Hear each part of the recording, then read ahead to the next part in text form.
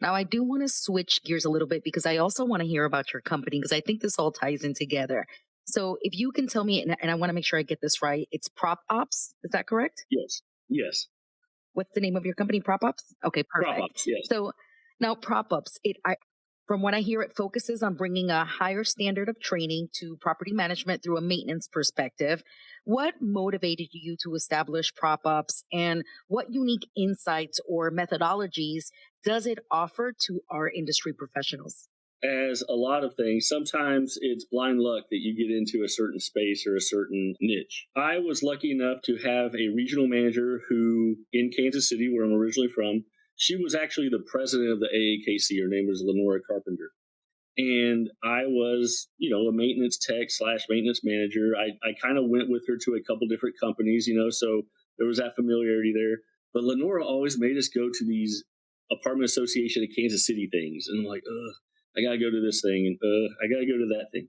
But then when I started really paying attention, I saw that it was beneficial and I could take some things that maybe were not necessarily meant to be in the maintenance space and apply them to the maintenance space.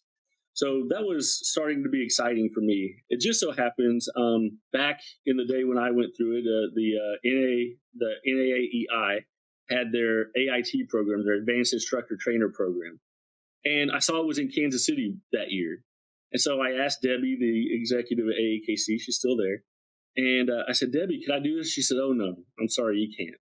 I was like, well, why? And she's like, this has been booked for 6 months. It's, she told me about the whole thing. And I was like, oh, okay, I just went. A few weeks later, I got a call from Debbie. It says, Chad, I don't believe this. This never happens.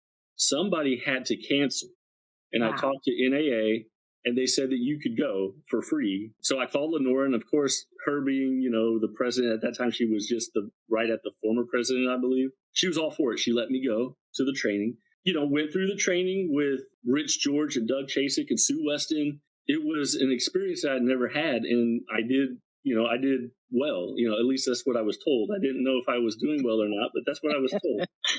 And part of that training, if some of you, you've been through it, a number of people have been through it. They ask you to give back to your local association, right? So I put together a preventative maintenance class. I told Debbie, I was like, Debbie, I'll do 2 classes for you, one in the morning, one in the afternoon. So, you can split it up.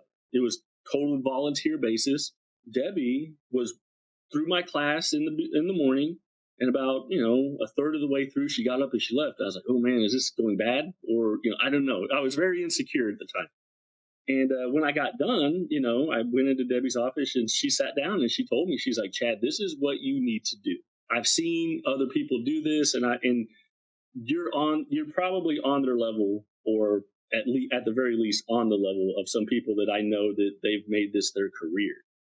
And she goes, you need to get your own website. You need to start marketing. And yeah, I started out as doing little regional things, and then it kind of just grew. And even though I don't market myself heavily, I've got some associations that they call me pretty regularly. I submit only a handful of things a year because I don't train, I don't go every week or for NAA, I presented to NAA 5 out of the last 6 years, so I do that, and I always go. And when I decided to make this part of what I do, I remember being the guy in the class who was looking up at someone telling me how to do my job that had never done my job. And it wasn't realistic. And it wasn't, so once again, a lot of us, if we're put in that situation, will tune out, sharing your experience and people knowing that, hey, I have done that. I have shoveled snow. I have emptied out doggy pot stations. I've done those things and I understand those things. It's very easy. I found that it was much easier to connect with that audience by having done those things and had those experiences myself, and then trying to help them build on how can they be better, how can they gain skills, how can they be more efficient in what they do day to day. That's what my philosophy is. It's what it's how I build my programs. I think about the people who the content is being delivered to, and how can they absorb it and use it.